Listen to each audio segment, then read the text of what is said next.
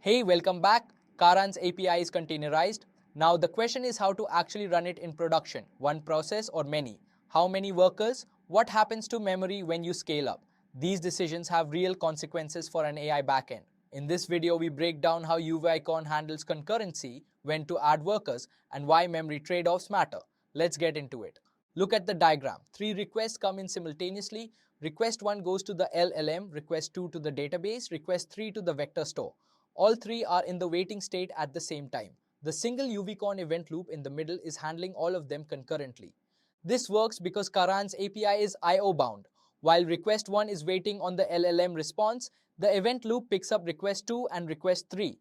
No request is blocking the others. Look at the 2 callouts at the bottom. Great for I/O bound work. CPU bound task blocks the loop. If one request runs heavy local inference and holds the CPU, every other request waits. That's the limitation. A single Uvicorn process uses one CPU core. To use multiple cores, you run Gunicorn as a process manager. Look at the Docker file cmd on the right. Instead of running Uvicorn directly, you now run Gunicorn with --worker--class uvicorn.workers.uvicorn_worker. Each worker is an independent process with its own event loop. 3 benefits on the left. Uses multiple CPU cores, one crashed worker doesn't take down the API, more total concurrent requests handled. The rule at the bottom, start with 2 times your CPU count plus 1. 2 core instance gets 5 workers. 4 core instance gets 9. But for AI backends, this rule needs adjusting because of memory. Look at the diagram. The process manager spins up 4 workers. Each worker is completely independent. Look inside each one. Client, vector DB, SQLDB, config, and a model copy at 1 GB. Every worker loads its own full copy of the model. The math at the bottom. 4 workers times a 1 GB model equals 4 GB RAM.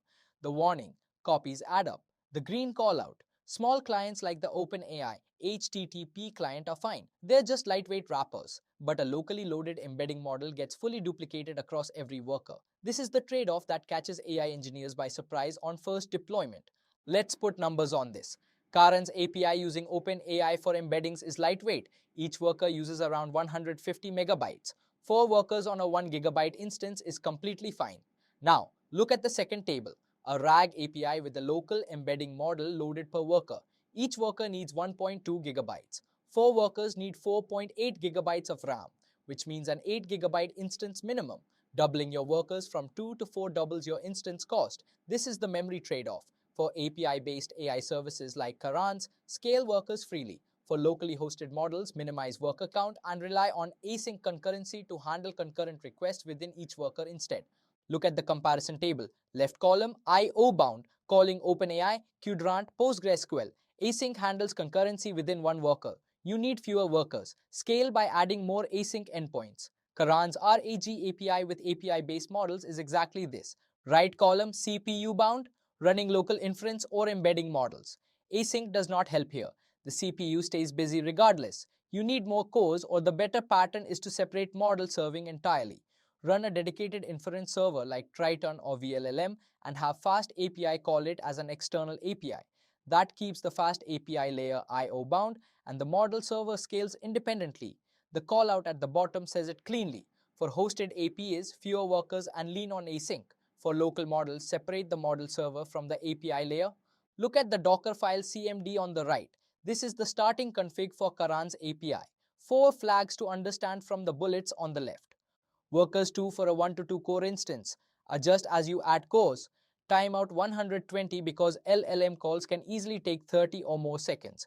The default 30-second timeout will kill perfectly valid streaming requests.